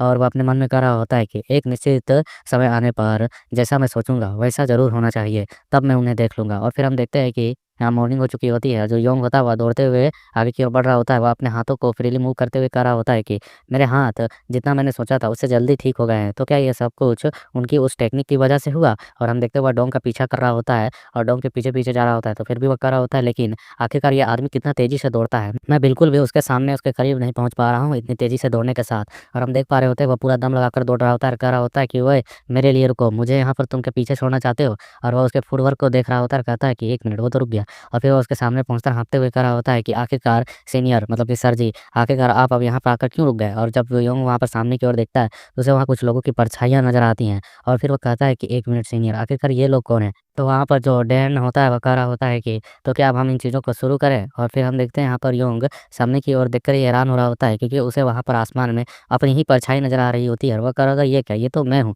आखिरकार यहाँ चल क्या रहा है? हम कैसी जगह पर मौजूद हैं? यहाँ पर इल्यूजन्स नज़र आ रहे हैं। तो हम देखते हैं यहाँ पर जो डैन होता है वो कह रहा होता है, हम आपकी सेवा के लिए हाज़िर हैं। हम देखते हैं वहाँ पर वो जो शैडो के लोग होते हैं वो सभी भी कह रहे थे, हाँ, हम आपकी सेवा के लिए हाज़िर हैं। तो हम देखते हैं वो जो परछाई वाला आदमी होता है वो कह रहा होता है कि एक हाई लेवल का सम्राट के रूप में मेरा पहला आदेश है कि। और हम देखते हैं वो सामने की ओर देख रहा होता है, जो बंदा कह रहा होता है किसी को भी मरने मत दो। और हम देखते हैं ये सुनकर जो योंग होता है वो काफ़ी हैरान होता है और वो कह रहा होता है कि मेरा दिल इतनी तेज़ी से क्यों धड़क रहा है आखिरकार? और वो सामने की ओर देख ही रहा होता है, खुश हो रहा होता है कि हाँ, तो फिर यह सही है, यह जो कह रहा है मैं उसे मान सकता हूँ। उस तक आवाज़ आ रहे थे, क्या आप इतने सहज हैं कि आप वह सपने देख रहे हैं? और हम देखते हैं इस आवाज़ को सुनने के साथ उसकी आँखें यहाँ पर उल्टा देख पा रही होती है डैन को, और हम देखते हैं कि डैन ने उसे लात मारकर उस खाई से फेंक दिया होता है और वह सीधे गिरते हुए डैन की ओर देखकर कहता है कि सीनियर, आखिरकार ये क्या है? तो डैन कहता है कि अब तैयार हो जाओ, तुम्हारी ट्रेनिंग स्टार्ट हो रही है। और हम देखते हैं यहाँ पर योंग को नीचे गिरते हुए, और डैन हँसते हुए कह रहा होता है, जब तक तुम यहाँ पर अपनी हड्डी को तोड़ना से बचा सकते हो, तब तक तुम्हें यहाँ पर अपनी ट्रेनिंग को कंटिन्यू कर सकते हो। और हम देखते हैं जो यहाँ पर योंग होता है, वो गिरते हुए नीचे के एरिया को देखकर कह रहा होता है, ये क्या? आखिरकार ये किस तरीके की पोज़ीशन में मैं पहुँच चुका हूँ? और वो अपने हाथों और पैरों को फैला लेता है। नीचे उसके चौकदार मतलब कि कांटेदार जैसी कुछ चट्टानें खड़ी होती है और वो कह रहा होता है, यहाँ पर आखिरकार चल क्या रहा है? और वो अपने हाथों में अपनी फ़ादर के द्वारा सीखी हुई उस टेक्निक को एक्टिवेट करता है, जो कि किसी भी मतलब कि मेटल के या फिर निर्जीव चीज़ को छूती है, तो वो उससे चिपक जाती है और इसे डैमेज नहीं करती, वो सारी एनर्जी उसी पर रिलीज़ होती है। और उस अपने हैंड पाम अटैक को रिलीज़ करते हुए कह रहा होता है, अब इसका इस्तेमाल करने का वक़्त आ चुका है। और वो अपने उस सेक्शन पावर से उसी चट्टान की ओर बढ़ रहा होता है और वह वहाँ पर ज़मीन में गिरने के बजाय उस चट्टान को छूने की कोशिश करता है, ताकि वह खुद के वहाँ पर को प्रोटेक्ट कर सके। हम देखते हैं जैसे उस चट्टान को टच करता है, तो उसके साथ ही वह जो चट्टान होती है, वह चकनाचूर हो चुकी होती है और फिर वो आराम से नीचे बगल में गिरता है और वह कहता है, खैर आखिरकार मैं जीवित हूँ। और वो ऊपर की ओर देखते हुए कहता है, ओह माय गॉड! बाप रे! यह कितना ऊँचा था। और हम देखते हैं यहाँ पर डैन को, जो कि यहाँ पर उसी की ओर देख रहा होता है और कह रहा होता है कि पिछले 10 दिनों में उसने अपने शरीर में छिपी हुई एनर्जी को अवेक कर लिया है और वो अपने घायल हाथ को अभी इलाज स्वयं ही कर लिया, मतलब कि बहुत जल्दी तरीके से रिकवरी कर ली है। और वो कह रहा होता है कि इतने कम समय में इसका रिकवरी स्पीड काफ़ी अच्छा है। ये काफ़ी इंटरेस्टिंग और दिलचस्प बात है। मुझे आश्चर्य है कि अगर मैं इसके बारे में अपने बाकी सीनियर्स ब्रदर्स को बताता हूँ, तो वो विश्वास नहीं करेंगे कि वो कोई ऐसा व्यक्ति भी होगा जो इस तरीके के ज़ख्मों को केवल 10 दिनों में पूरी तरह से हील कर सके।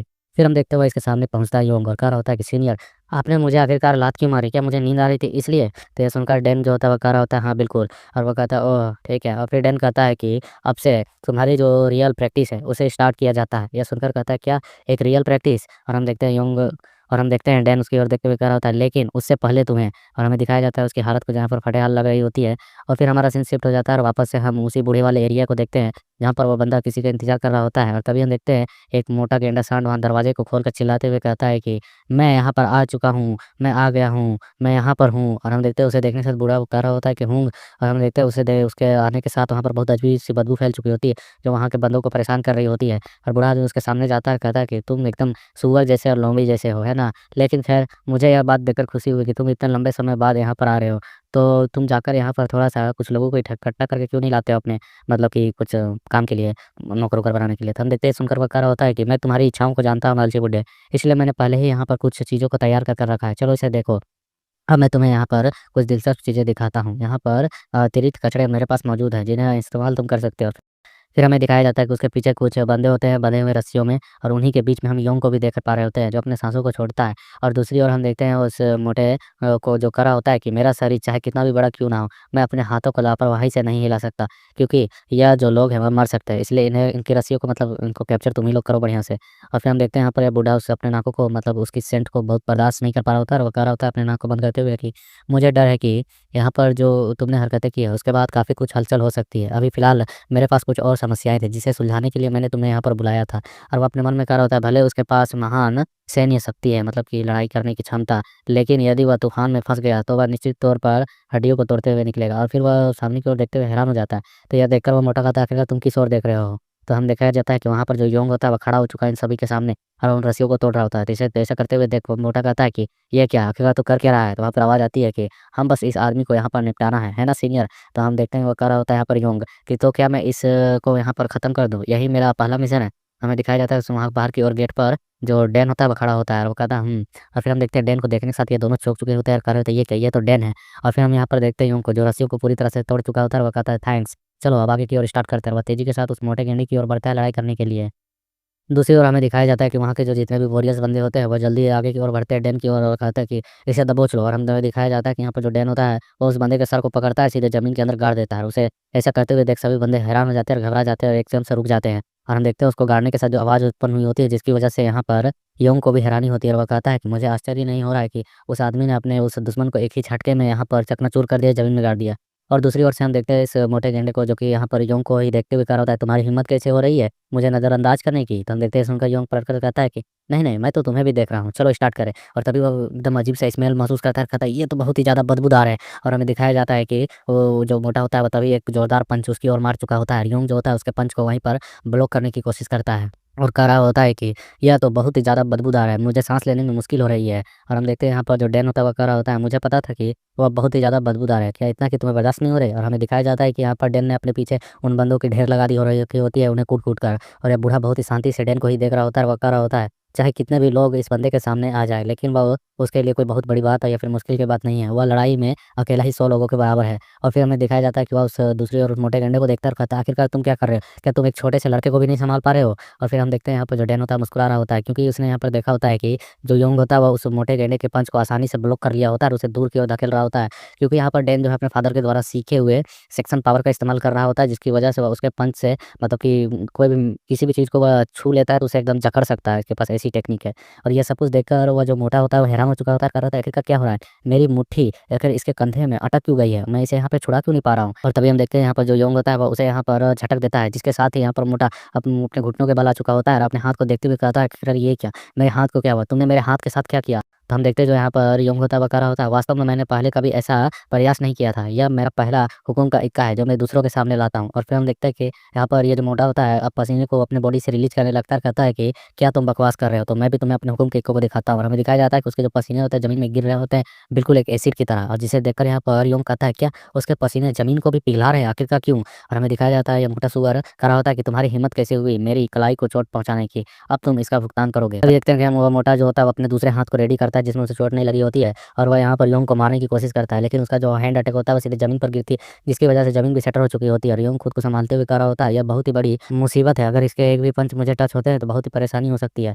और वह देखते हुए कह रहा होता है कि मैं ताकतवर हूँ, लेकिन असली में इसके जो पसीना जो शरीर से पिघल रही है निकल रही है वह बहुत ही अजीब है। और वह रोते हुए पीछे की ओर देखकर कह रहा होता है कि सीनियर तुमने मुझे एसिड के पसीने के बारे में नहीं बताया था, आखिर इसका मुकाबला मैं कैसे करूँगा? तभी वह तो कुछ देखकर हैरान हो चुका होता है और हमें दिखाया जाता है कि उसके सामने से जो उसका सीनियर वो गायब हो चुका होता है। यह देखकर कहता है वो आखिरकार सीनियर डैन आप कहाँ गए?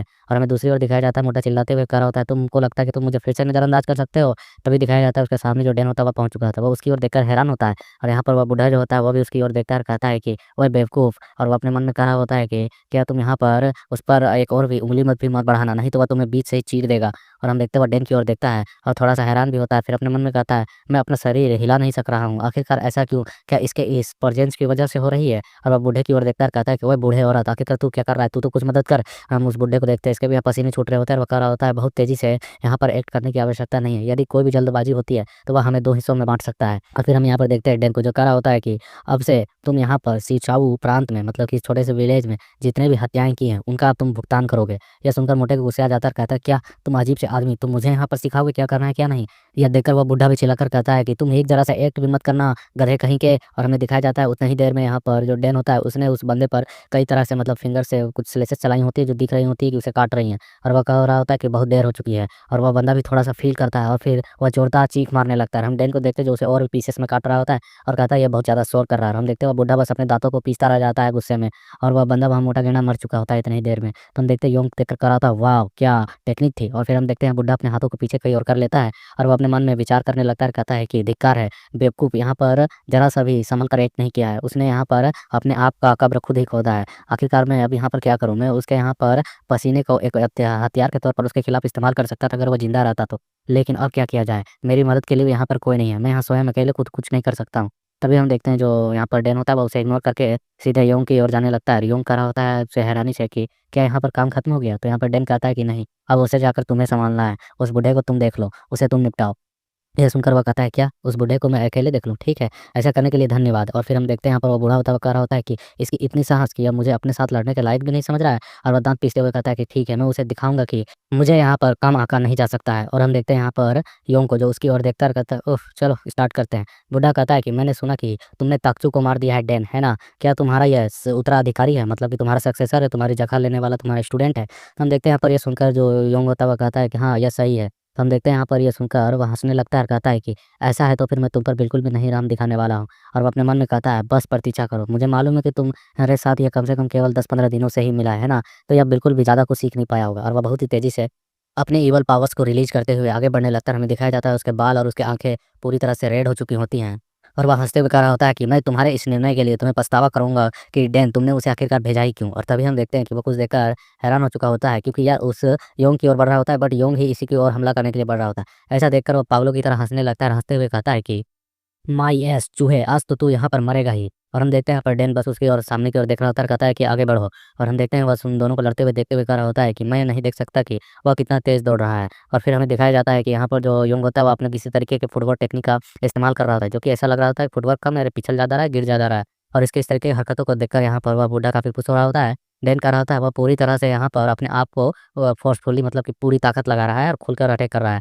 और यहाँ पर योंग कह रहा होता है अटैक करते हुए कि अब वह 3 हवा वाला शॉट मैं यहाँ पर लगाने जा रहा हूँ। और वह यहाँ पर हवा में ही मतलब कि उसे किक मारने की कोशिश कर रहा होता है। तो उसे ऐसा करते हुए देख वो बुड्ढा हँसते हुए कहता है कि ओए बेवकूफ़, मैं तुम्हारी टाँगों को ही आज यहाँ पर काट दूँगा, तोड़ दूँगा। बट हमें दिखाया जाता है उसने पैर किसी और से उठाया होता है, बट वह किसी और पैर से उसके कंधे पर लात मारता है, जिसकी वजह से वह बुड्ढा भी हैरान हो चुका होता है। यहाँ पे डैन कहता है अच्छी टेक्निक थी। और फिर हम देखते हैं बुड्ढा हैरान होते हुए कह रहा था आखिरकार ये क्या हुआ? मेरे साथ यहाँ पर ये क्या हुआ? मेरी हाथ जो है अचानक से अटक कैसे गई?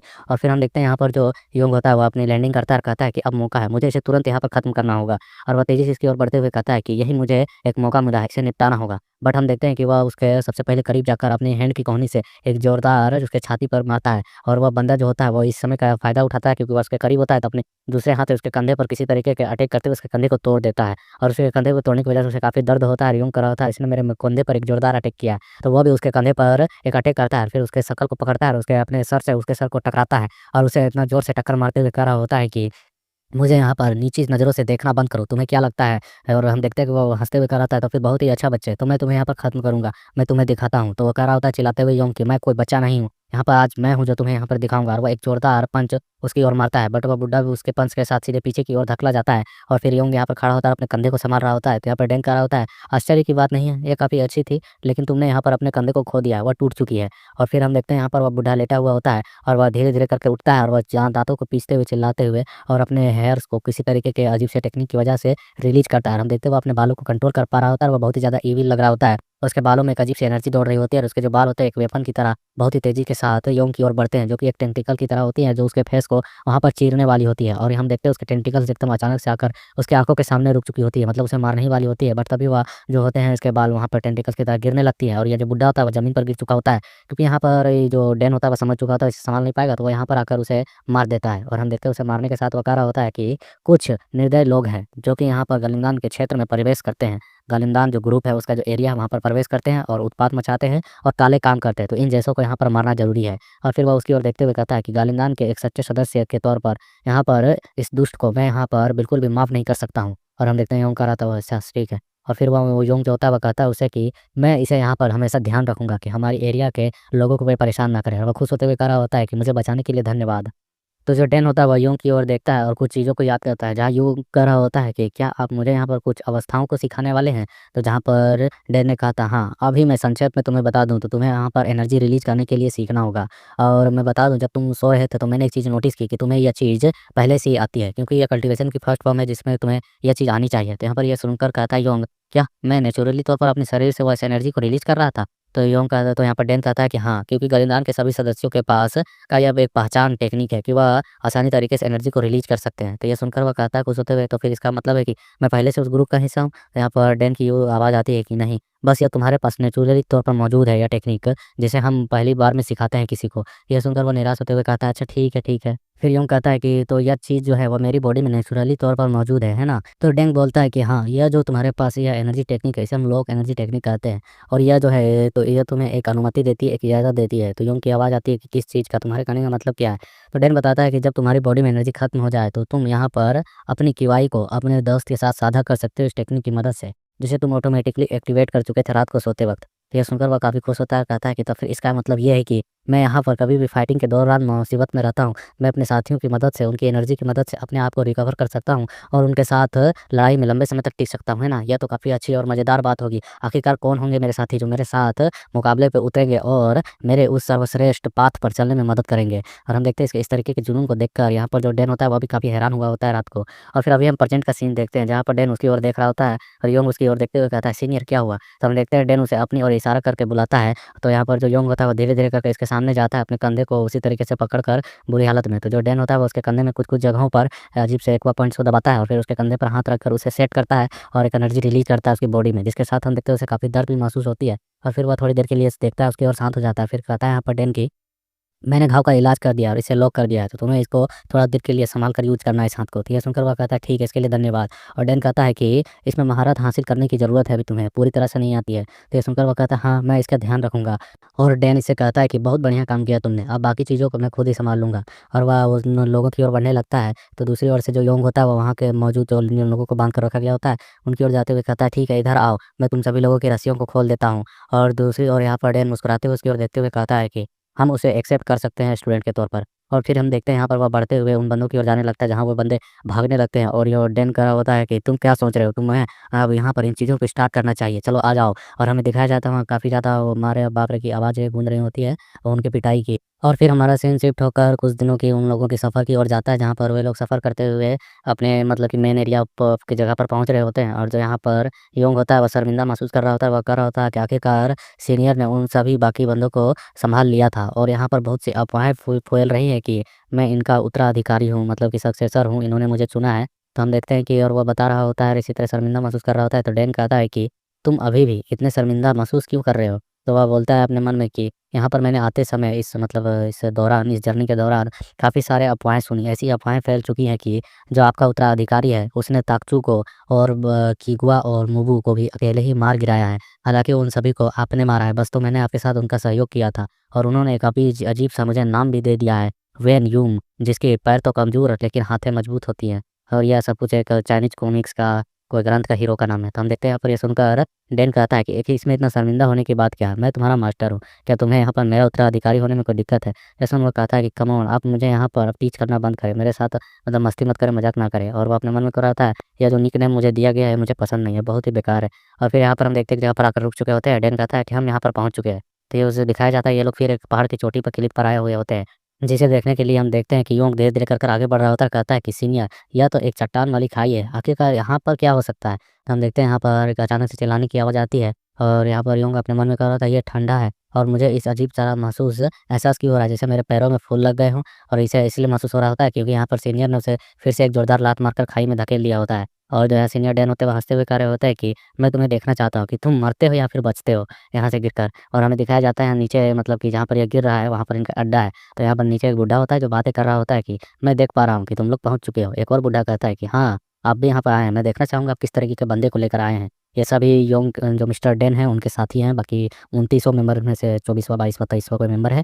और यहाँ पर वो बातें कर रहे होते हैं कि जल्द ही पता चल जाएगा कि इसका मतलब स्टूडेंट कितना स्ट्रॉन्ग है और जल्द ही कॉम्पिटिशन भी होगा मतलब ट्रेनिंग के बाद। और दिखाया जाता है कि यहाँ पर एक अजीब से खंडर वाले एरिया के सामने खड़े होते हैं और यहाँ पर जो योंग होता है वह चिल्लाते हुए सीधे नीचे इन्हीं की ओर गिरते हुए आ रहा होता है। उसके बाद उन चारों बंदों को देखते हैं जो कि घूर-घूर कर सामने की ओर देख रहे होते हैं और वे लोग देखते हुए कह रहे होते हैं एक-एक करके और उनके बारे में बताया जाता है। ये जो दाढ़ी वाला बंदा होता है जिसका नाम यहाँ पर 21 है मतलब कि 21 नंबर पर ये आता है गालिमदान के सदस्यों में से और इसका नाम चुंग है और यह कह रहा होता है कि क्या यह बास्टर्ड डैम यहाँ फिर से किसी तरह की परेशानी पैदा करने की कोशिश कर रहा है?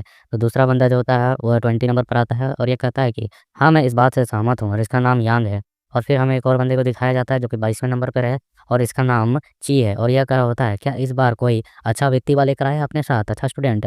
तो फिर चौथा व्यक्ति जो होता है 21वें नंबर पर होता है वह कह रहा होता है कि चूँकि वह अभी तो इसे यहाँ पर फेंक दिया है इस तरीके से, तो मुझे लगता है वह कहना चाहता है कि हम इसे मार डालें। और ये लोग सभी को यहाँ पर योंग को देखकर कह रहे होते हैं, इस तरफ से डरा रहे होते हैं।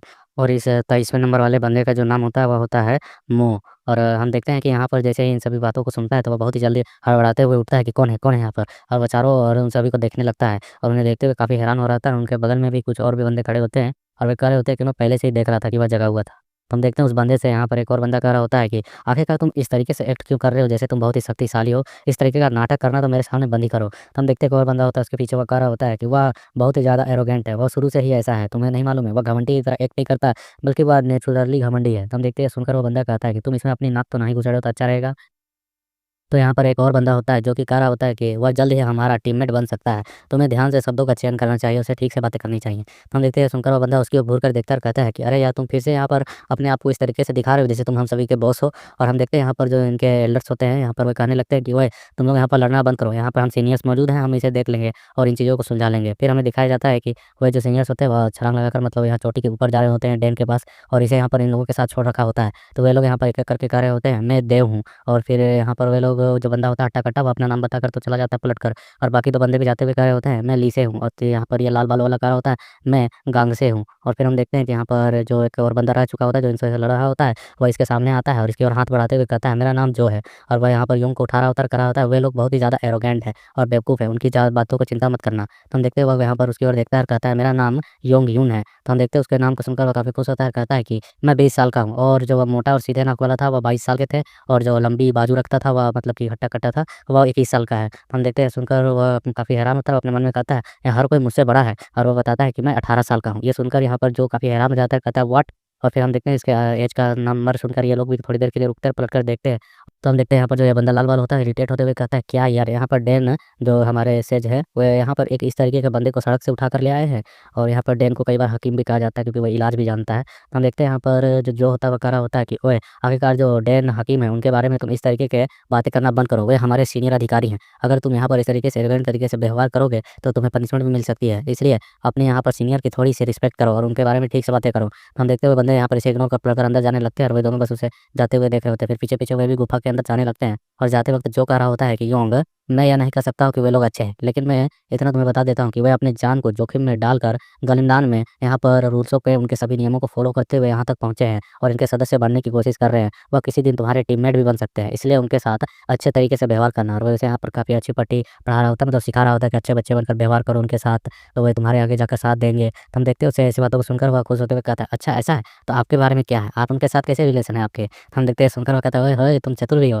तुमने यहाँ पहले ही चीज़ों को सँभाल लिया मतलब समझ लिया। तुम यहाँ पर बेशक देख सकते हो कि उनके साथ मेरे व्यवहार ठीक नहीं है।" और वो फिर यहाँ पर चिल होते हुए कहता है, "ख़ैर लेकिन उन सभी लोगों से मेरा जो गोल है वो सबसे अलग है, इसलिए ये सब कुछ ठीक है।" तो ये सुनकर वो कहता है, "अच्छा ऐसा क्या है? ऐसा क्या गोल है?" तो हम देखते हैं वो बहुत ही सीना चौड़ा करके वहाँ पर खड़ा होता है कि मेरा लक्ष्य है गालिंदान का सदस्य बनना नहीं बल्कि यहाँ का लीडर बनना।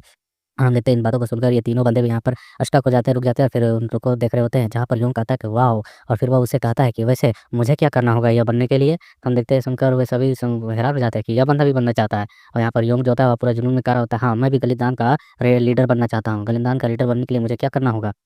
ये सुनकर हम देखते हैं यहाँ पर ये जो पिंक बाल वाला लीसे होता है वो कहता है कि क्या मुसीबत है। और हम देखते हैं यहाँ पर जो हट्टा-कट्टा बंदा देव कह रहा होता है कि मैंने कभी भी ऐसे व्यक्ति से उम्मीद नहीं किया था, जो केवल मेरे एक मुक्के से यहाँ पर अभी धराशायी हो सकता है, वह यहाँ पर इस तरीके की बातें करेगा। हम देखते हैं कि जो लाल बाल गांगसे होता है वो कह रहा होता है कि वह आदमी जिसे सड़कों से उठाकर लाया गया है, कब वह भी इस तरीके की बातें कर सकता है? और हमें दिखाया जाता है यहाँ ऊपर का सीन चोटी के ऊपर जहाँ पर ये सभी डैन के सामने खड़े होते हैं और यहाँ पर ये जो एल्डर होता है वो कह रहा होता है कि डैन हकीम आखिरकार तुम पिछली बार उस बच्चे के साथ जो गए थे, तो वह बच्चा कहाँ है? तो हम देखते हैं सुनकर वो कहता है कि उसकी मौत हो चुकी है, वह समय से पहले ही मारा गया। हम देखते हैं सुनकर कहता है व्हाट? हाँ, आखिरकार कैसे? तो वह बोलता है कि गलीमनान का नाम उसने व्यर्थ में ही इस्तेमाल किया है, उसने रूल्सों को तोड़ा है। तो ये सुनकर वो कहता है कि नहीं, इतनी शर्म की बात है कि वह कई महीनों तक हमारे साथ रहा था। इसके बाद वह इस तरीके से मारा गया। तो यहाँ पर एक एल्डर कहता है कि यांग सुनबे, तुम्हें यहाँ पर ठीक तरीके से एक्ट करना चाहिए। जो बंदा यहाँ पर गलीमनान के रूल्सों को तोड़ता है और उसके नाम को बिना मतलब का इस्तेमाल करता है, तो उसे यहाँ पर ट्रेनिंग देकर कोई फ़ायदा नहीं है और उस जैसे बंदे को यहाँ पर रखने से भी कोई फ़ायदा नहीं है। हम देखते हैं यहाँ पर ये सभी बाकी एल्डर्स भी यहाँ सहमति भी देते हैं कि हाँ, हाँ, बिल्कुल। तो हम देखते हैं सुनकर वह अपने चेहरे को मोड़ते हुए कहता है कि अगर हालात ऐसे ना होते, तो क्या मैं ऐसा कर रहा होता? हमारे पास पहले ही बहुत सारे काम, मिशंस पड़े हुए हैं और हम समय बर्बाद नहीं कर सकते हैं लोगों को ट्रेंड करने में। तो ये सुनकर वह कहता है यहाँ पर एल्डर डेन की, तुम्हें चिंता करने की ज़रूरत नहीं है। जैसा चल रहा है वैसा ही चलने दो, हम अभी इसे कंटिन्यू कर सकते हैं अपने-अपने मेंबर्स के साथ। तो ये सुनकर कहता है कि व्हाट? तुमने तो कहा कि तुम्हारे साथ जो वो लड़का गया था वह मारा गया, तो तुम कंटिन्यू किसके साथ करोगे? तो ये सुनकर डेन कहता है कि वह नया लड़का जिसे मैं लेकर आया हूँ। और वह सोचते हुए इन लोगों को बताता है कि ईमानदारी से कहूँ तो यहाँ तक पहुँचने में 20 दिन से अधिक समय नहीं लगा है। जब तक हम रास्ते में थे उसके दौरान उसने तापचू, किगवा और मोबू से भी लड़ाई की, लेकिन और वो सामने की ओर देखते हुए बता रहा था उसे गंभीर चोट बिल्कुल भी नहीं आई। ये सुन यहाँ पर एक लड़का होता है कि आपने उसे क्या-क्या सिखाया? क्या वह सिर्फ़ इन चीज़ों को 20 दिन में ही सीख गया उनसे लड़ना? तो ये सुनकर वह खामोश होता है, फिर इनकी ओर देखते हुए कहता है कि मैंने कुछ ख़ास नहीं किया और ना ही मैंने उसे अभी तक वह इंजेक्शन उस पर इंजेक्ट भी किया। ये सुनकर वे हैरान होकर कहते हैं कि क्या उसे कुछ ना सिखाया और ना ही कुछ किया, फिर भी वह उन लोगों का मुकाबला कर पाया? फिर यहाँ पर ये लोग इसी तरह से बातें कर रहे होते हैं, तब तक यहाँ पर कुछ उन सभी बाकी बंदों का जो गुफ़ा में होती है, उनकी आवाज़ें आ रही होती है बात करने की और उनके द्वारा बताया जाता है कि गलीमदान की जो प्रणाली है, यहाँ के जो रूल्स है, वो बहुत ही ज़्यादा सरल है। जितने भी यहाँ पर लीडर्स बँटे हुए हैं, वो इस तरीके से बँटे हुए हैं, जो 20 से 29वें नंबर तक में आते हैं, उन्हें सेज कहा जाता है और वे सभी लोग ही यहाँ पर गलीमदान के सदस्यों को चुनते हैं, उत्तराधिकारियों को और उन्हें ट्रेंड करते हैं, मतलब अपने ग्रुप के नए मेंबर्स को।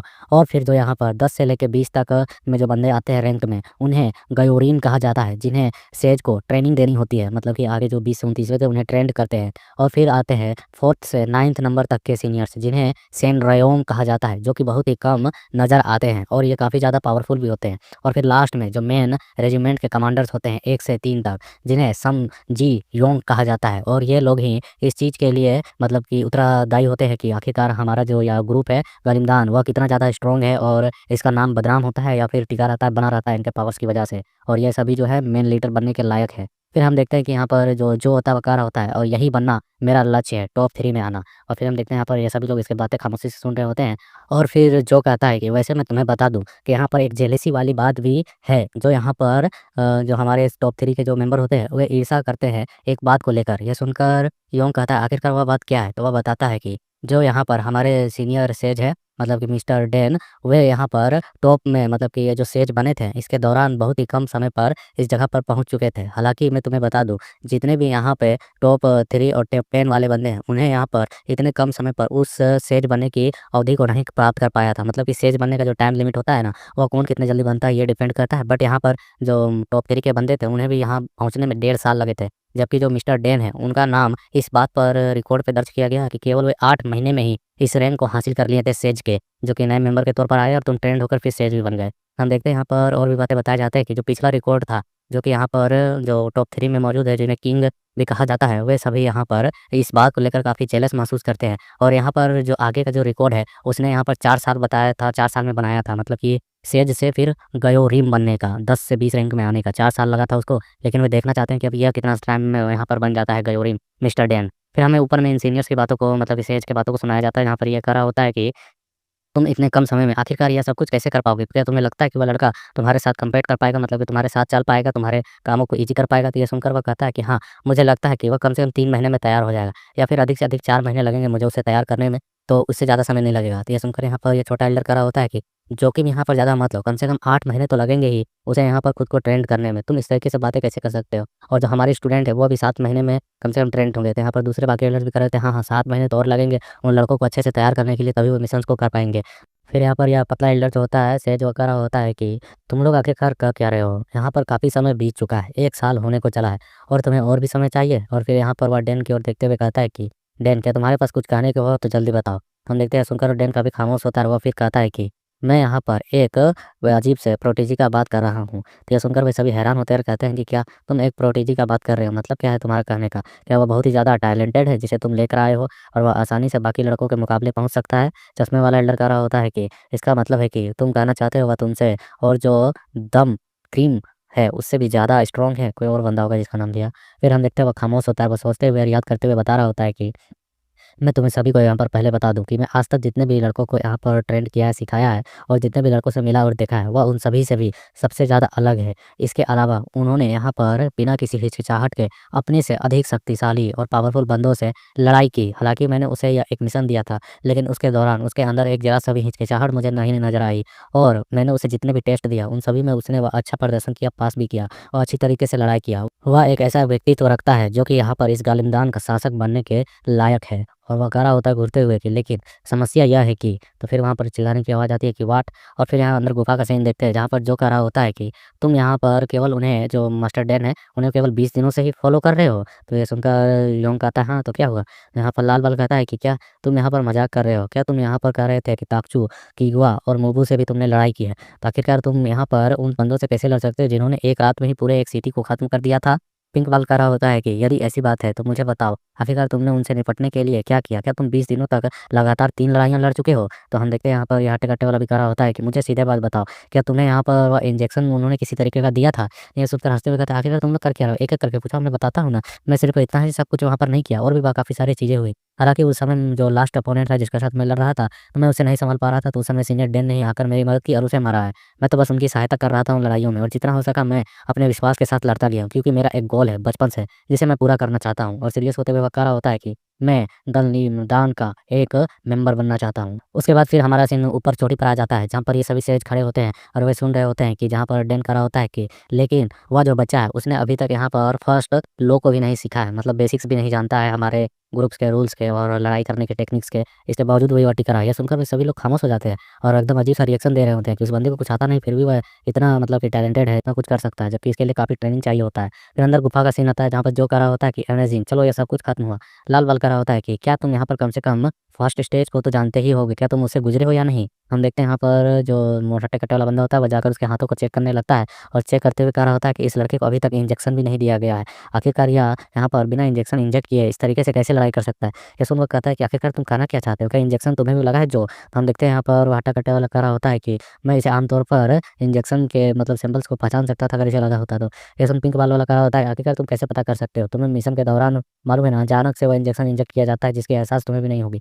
फिर हमें दिखाया जाता है कि यहाँ पर जो योंग होता है वो खड़े होते हुए कह रहा होता है कि उन्होंने मुझे बस लड़ने को कहा था, इसलिए मैं बिना धकेले पीछे उनके इच्छाओं के अनुसार लड़ता गया और आगे बढ़ता गया। तो क्या मैं बस यहाँ पर एक इंजेक्शन नहीं लगाया हूँ, या फिर मैंने यहाँ फर्स्ट लॉ को नहीं सीखा है, फर्स्ट बुक को, जिसे मतलब कि यहाँ बेसिक्स होते हैं मार्शल आर्ट्स के, उन चीज़ों को नहीं सीखा है, जिसकी वजह से क्या मैं यहाँ पर कमज़ोर होता हूँ? और वो उसकी आँखों में आँखें डालकर घूर-कर इन बातों को कर रहा होता है। फिर हम देखते हैं, हम वैसे माहौल को बनते हुए देख जो हँसने लगता है ज़ोर-ज़ोर से और कहता है कि यह तो बहुत ही अच्छी बात है, लेकिन मैं यहाँ पर तुम्हें एक बात कहता हूँ कि मुझे तुम्हारे लिए काफ़ी अफ़सोस महसूस हो रहा है, क्योंकि मैं यहाँ साफ देख सकता हूँ कि तुम मुझसे कमज़ोर हो, इसके लिए मुझे माफ़ कर देना। और वो उसे हाथे मिला रहा होता है कि चलो कोई नहीं, आगे बढ़ा जाएगा। और वो हँसते हुए कह रहा होता है मैं कुछ समय के लिए कुछ कार्य करने के लिए जा रहा हूँ, इसलिए तब तक थोड़ा पेशेंस रखना अपने अंदर। और फिर हम देखते हैं सभी एक-दूसरे के साथ हाथ मिला रहे होते हैं, हाँ, क्योंकि हम सभी एक-दूसरे के मतलब कि टीममेट भी हैं और दुश्मन भी, मतलब कि ट्रेंड भी कर रहे हैं और पावरफुल भी बना रहे हैं, तो देखा जाएगा। और यहाँ पर लाल बल यहाँ पर गोली हिलाते हुए कह रहा होता है, मैं तुम्हारी यहाँ पर मदद नहीं कर सकता हूँ, इसलिए मैं जा रहा हूँ। यहाँ पर हम देखते हैं तगड़ा वाला वही कह रहा होता है कि मेरे पास भी कुछ काम है, इसलिए मैं जा रहा हूँ। पिंक बॉल भी कह रहा होता है हाँ, हम जल्द ही मिलेंगे, तब तक के लिए मुझे माफ़ करना। तुम्हें जल्द ही हमारे और तुम्हारे बीच के अंतर का पता चल जाएगा, कितना कौन पावरफुल है। और हम देखते हैं कि इन सभी चीज़ों को और इन सभी बातों को या खुशी-खुशी उनके सुन रहा होता है, और फिर हमारा सीन शिफ्ट हो जाता है और हम जो को देखते हैं, जो अपने मास्टर के साथ यहाँ पर ट्रेनिंग के लिए आया हुआ होता है, और जहाँ पर उसके मास्टर इसके सर पर टपली बजा रहे होते हैं और या उसे कह रहे होते हैं कि आखिर तुम कर क्या रहे हो बेवकूफ़, तुम्हारा ध्यान कहाँ है? तो हम देखते हैं वह कहता है कि वेल, और फिर यहाँ पर उसके मास्टर आगे की ओर चल रहे होते हैं, तो वह कह रहा होता है कि यहाँ पर जो नया बंदा योंग आया है, जिसे यहाँ पर मिस्टर डेन ने अपने साथ लेकर आया है, वह मुझे से बहुत ही ज़्यादा चिपका हुआ रहता है। ये सुनकर वह कहता है, ओह! तो क्या तुम उससे दूर हटने के लिए बातें नहीं कर सकते हो? क्या तुम उसे 1 महीने से इग्नोर कर रहे हो? हम देखते हैं सुनकर वो कह रहा होता है कि हाँ, मुझे ऐसा ही करना पड़ रहा है, हालाँकि 20 दिन होने को चले हैं। हम देखते हैं सुनकर उसके सर पर और टोपी बजाते हुए कहते हैं कि कोई तुम जैसा बेवकूफ़ कैसे हो सकता है? तुम्हें पहले ही पता होना चाहिए कि तुम्हें किसके साथ कैसा व्यवहार करना है। हम देखते हैं सुनकर वो अपने सर को सँभालते हुए कहता है कि लेकिन जो भी हो, वह बंदा स्ट्रॉन्ग मुझे लग रहा है, और जहाँ तक कॉम्पिटिशन है वह होगा तो ये सब कुछ साफ-साफ हो जाएगा। इसलिए, और वह खड़े होकर इसके सामने जाकर अपनी मुट्ठी बंद करते हुए खड़ा होता है कि अगली बार मैं उससे नहीं हारूँगा, मतलब कि किसी भी तरीके से किसी चीज़ में भी, और मुझे आपको यहाँ पर और भी अधिक स्ट्रॉन्ग बनाना होगा, ट्रेंड करना होगा, इसलिए मुझे इस चीज़ के लिए तैयार करें। तो हम देखते हैं सुनकर सीनियर उससे कह रहा होता है कि उसके सर पर मारते हुए कि कौन बेवकूफ़ है जो अपने बॉस के साथ इस तरीके से हुक्म की बातें करता है कि मुझे सिखाओ, या तुम मुझे ऑर्डर दे रहे हो, इस तरीके से बता रहे हो। तो ये सुनकर वो कहता है नहीं, नहीं, मैं तो बस आपसे पूछ रहा था। और हम देखते हैं यहाँ पर उसके लड़के आवाज़ आती है कि तुम अपनी अभी फर्स्ट स्टेज को कंप्लीट करने वाले हो ट्रेनिंग के, तो इसलिए अब ज़्यादा एक्साइटेड मत हो। तो हम देखते हैं सुनकर कहता है, वो थम्स अप दिखाते हैं, हाँ मुझे यकीन है मैं इसे आज आसानी से पास कर लूँगा। और हम देखते हैं इसके सीनियर इसकी ओर देखते हुए कह रहे होते हैं कि यह बंदा नहीं सुधरेगा। और फिर हमारा सीन शिफ्ट हो जाता है, हम योंग को देखते हैं जो दौड़ते हुए यहाँ पर आता है, कहता है कि यहाँ पर तो क्या चल रहा है, आखिरकार वह माउंटेन किस ओर है, मुझे वो अभी तक दिखा नहीं है, आखिरकार जो जंग है वहाँ कहाँ पर होने वाली है, किस ओर होने वाली है। और वो भागते-भागते कह रहा होता है सीनियर डैन, और वो रोने लगता है, रोते हुए कह रहा होता है, मुझे कोई तो बता आखिरकार वो जंग कहाँ पर हो रही है, ताकि मैं वहाँ तक पहुँच सकूँ। और वो भागते जा रहा होता है कि वो सीनियर डैन का पीछा करते हुए आ रहा होता है। और वो कह रहा था अपने मन में कि ये बहुत ही मुश्किल है इस तरीके से दौड़ते रहना, मुझे तो ऐसा लग रहा है मैं यहाँ से मर जाऊँगा। और वह एक और देखते हुए कह रहा होता है, अगर इस जगह पर मुझे सीनियर ने आराम करते हुए देख लिया, तो वो मुझे ऐसे ही मार डालेंगे। फिर वह एक और देखता है जहाँ से मतलब कि आगे से घूम कर आने वाला शॉर्टकट खाई जैसा छोटा-सा होता है, तो वो कहता है, क्या मुझे यहाँ से सीधे छलांग लगा देना चाहिए? क्या मैं यहाँ से मरूँगा तो नहीं ना? मैं तो पहले भी कई सारी चोटियों से छलांग लगा चुका हूँ, शायद मैं बच सकता हूँ, तो मुझे यहीं से शॉर्टकट ले लेना चाहिए। तभी हम देखते हैं यहाँ पर सीनियर पहुँच चुके होते हैं डैन, और वो आते हुए कह रहे होते हैं कि तुम काफ़ी लेट हो। हम देखते हैं उसे अचानक आते हुए देख वो डर चुका होता है, और वो कहता है कि सीनियर डैन। और फिर हम देखते हैं डैन उसकी ओर देखता है, और यहाँ पर जो उसे देख पा रहा होता है कि वो काफ़ी उदास होता है, और वो कह रहा होता है कि मुझे इस चीज़ के लिए सॉरी फ़ील हो रहा है, इसके लिए मुझे माफ़ कर दे। हम देखते हैं सुनकर यहाँ पर डैन कहता है, अगर तुम्हें इतना ही ज़्यादा शर्मिंदगी और सॉरी फ़ील हो रही है, तो तुम्हें अगले बार से वक़्त पे पहुँचना होगा। तो ये सुनकर वो कहता है कि हाँ सर। और फिर हम देखते हैं डैन आगे की ओर देखते हुए खड़ा होता है कि चलो अब हम वापस चलते हैं, यहाँ जो सिचुएशन है उसे सँभाल लिया गया है। ये सुनकर वह काफ़ी उदास होता है, और उसे इस तरीके से मुँह बनाते हुए देख डैन चिढ़ते हुए खड़ा होता है, आखिरकार क्या हुआ? तुम इतनी दूर दौड़ते हुए क्यों आए? तो हम देखते हैं वो खड़ा होता है कि क्योंकि मुझे यहाँ पर पता चला कि मतलब हमारे यहाँ कलीमदान से या मतलब कि माँगी गई है मदद, तो इसलिए मैं उनकी मदद करने के लिए दौड़ते हुए आपके पीछे आ रहा था। तो ये सुनकर कहता है, तो क्या हुआ? तो अगर तुम नहीं पहुँच पाए तो? ऐसे में वो उदास होते हुए कहता है, क्योंकि मैं यहाँ पर उस जगह पर सही समय पर नहीं पहुँच पाया, इसलिए मुझे काफ़ी बुरा लग रहा है। यहाँ पर गलनान का नाम भी खराब हो सकता है अगर मैं इसी तरीके से कहीं पर वक़्त पे ना पहुँचूँ तो। हम देखते हैं उसे इस तरीके से बोलते हुए देख और सुनकर यहाँ पर वह उसे खामोशी से देखते हैं, और उसकी ओर एक बुक फेंक देते हैं, और उस बुक को उठाने लगता है योंग, और ये उठाते हुए कह रहा होता है कि आखिरकार ये क्या है सीनियर डैन? तो हम देखते हैं यहाँ पर डैन बताता है कि यह फर्स्ट लॉ है जिसे तुम्हें यहाँ पर सीखना है। इसे जल्द से जल्द कंप्लीटली तौर पर याद कर लो और इसे सीख लो। इसके बाद तुम्हें इतनी ज़्यादा चिंता करने की आवश्यकता नहीं होगी कहीं पर वक़्त पे पहुँचने के लिए। ये सुनकर वह काफ़ी ज़्यादा खुश हो जाता है, चमकती होती है आँखों के साथ उसे देख रहा होता है, और कह रहा होता है सीनियर डैन, सीनियर डैन। और हम देखते हैं डैन उसे ऐसा रिएक्शन देते हुए कह रहा होता है, आखिरकार तुम इस तरीके का फेस क्यों बना रहे हो? लाओ, लगता है मुझे तुम्हें इस बुक की आवश्यकता नहीं है। ये सुन वो अपने बुक को कस के पकड़ते हुए कह रहा था, नहीं, नहीं ऐसा नहीं है, ये सब कुछ ठीक है। और वह वहीं पर तुरंत ही बैठकर उस किताब को खोलकर पढ़ने लगता है, याद करने लगता है, कहीं ये बंदा ले ना ले किताब को। और फिर हम देखते हैं यहाँ पर डैन उसे इसी तरीके से कुछ देर के लिए पढ़ते हुए देखता है, तभी इस तक आवाज़ आती है कि तुम बहुत ही कोल्ड हार्टेड आदमी हो यार। हम देखते हैं यहाँ पर एक बंदे की आवाज़ इसके माइंड में डायरेक्ट भेजा जा रहा होता है, वो कह रहा होता है कि क्या तुम यहाँ पर ये जानने के लिए एक्साइटेड नहीं हो कि आखिरकार वहाँ पर क्या हुआ? ये सुनकर वो यहाँ पर वो कहता है डेन कि ये तो सीनियर बेंग है, और फिर वो कहता है कि मुझे मालूम है सीनियर बेंग कि आपने उन सभी परिस्थितियों को कंट्रोल कर ही लिया होगा। तो फिर हम देखते हैं वो यहाँ से जाते हुए कहता है कि चलो हम आगे की ओर चलते हैं। यहाँ पर योंग पीछे-पीछे आते हुए कह रहा होता है हाँ सीनियर डेन। और फिर हम देखते हैं वो जाते हुए उससे कह रहा होता है कि तुम्हें इस चीज़ में बहुत ही ज़्यादा मदद मिलेगी, और तुम इस फर्स्ट लॉ को जल्द से जल्द जितनी जल्दी हो सके उतनी सीख लो, क्योंकि इससे तुम काफ़ी जल्दी कहीं पर भी पहुँच सकते हो। ये सुनकर वो कहता है हाँ, मैं इस चीज़ को ध्यान में रखूँगा। और डैन बताता है कि आखिरकार तुम यहाँ पर मिशन के दौरान खुद को जीवित रखना चाहते हो, तो यह तुम्हारी फर्स्ट और इम्पोर्टेंट चीज़ है। तो ये सुनकर कहता है हाँ, मैं इसे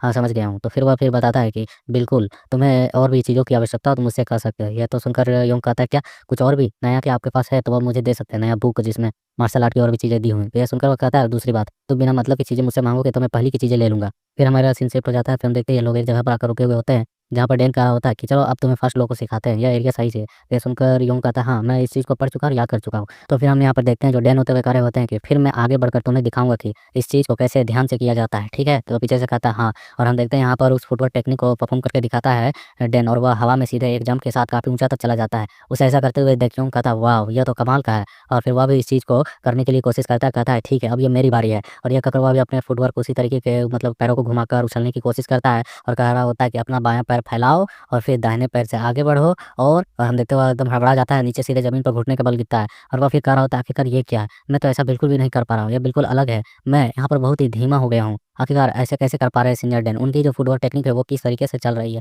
सबसे पहले अपने पैर के तलवे पर ध्यान केंद्रित करो, फिर अपनी शक्ति को लगाओ और फिर आगे की ओर बढ़ो। वो ऐसा ही कर रहे हैं, मुझे भी दोहराना चाहिए। अपने दाहिने पैर पर जोर दो, नीचे रखो और फिर कूद जाओ। और हम देखते हैं जब वो कूदता है तो वह उतना ऊँचा छलांग लगा ही नहीं पाता है, जबकि जो सीनियर डैन होते हैं वो लंबी-लंबी छलांगे लगाकर आगे की ओर निकल रहे हैं। तो इसे करते हुए देख वो चिल्लाते हुए कहने लगता है, ये क्या हो रहा है? यह तो काम ही नहीं कर रहा है। आखिरकार ये किस तरीके से वर्क करता है?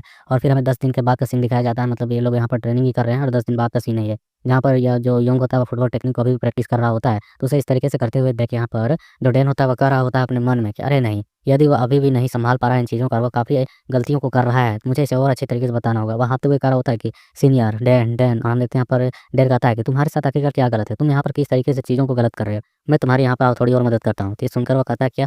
आखिरकार आप क्या करना चाहते हैं? स्पीड में किस तरीके से आप मदद करेंगे? तो वो कहता है कि यहाँ पर पहले हवाओं को समझो, तुम्हें अपने शरीर को संतुलित करना होगा, कंट्रोल करना होगा और हवाओं के साथ आगे बढ़ना होगा। उन हवाओं को बिना इग्नोर किए मतलब उनके विरोध में नहीं जाना है, उनके साथ-साथ ही चलना है और आगे बढ़ना है। और वो यहाँ पर बताता है कि तुम्हें सबसे पहले अपने शरीर को और हवा को दोनों को काबू करना होगा। तुम्हें अपने निचले हिस्से और ऊपरी हिस्से को एक साथ कंट्रोल करना होगा और उनके टच में रहना होगा। मानो जैसे ऐसे तुम कि तुम्हारा शरीर ही हवा हो। और फिर हम देखते हैं कि वह उसके कंधे पर हाथ रखता है और उसके सामने जाकर बताते हुए कहता है कि तुमने कभी पतले और चौड़े पेड़ को देखा है? जो चौड़ा पेड़ होता है वह आसानी से हवा के झोंके के साथ टूट कर गिर जाता है, लेकिन जो पतला पेड़ होता है वह तेज हवा को भी आसानी से झेल पाता है। आखिरकार ऐसा क्यों है? क्योंकि जो उसका डेंसिटी उसका जो कोर है वह बीच में कंट्रोल होता है। वह सीधे तौर पर खड़ा होता है, जिसकी वजह से वह मजबूती से हवा को काट पाता है और उसके साथ उसको वो सँभाल पाता है। ठीक वैसे ही तुम्हें शुरू से शुरुआत करनी है। और वह वहाँ पर उसके कंधे पर हाथ रखते हुए उस पर एनर्जी भेजते हुए कह रहा होता है, ठीक है चलो इसे शुरू करते हैं, मैं तुम्हें सिखा रहा हूँ। तो पहला कदम उठाओ और फिर हम देखते हैं उठाता है तो कहता है कि गलत है। तुम्हें यहाँ पर धीरे से अपने कदम को ज़मीन पर गिराना है और फिर अगली बार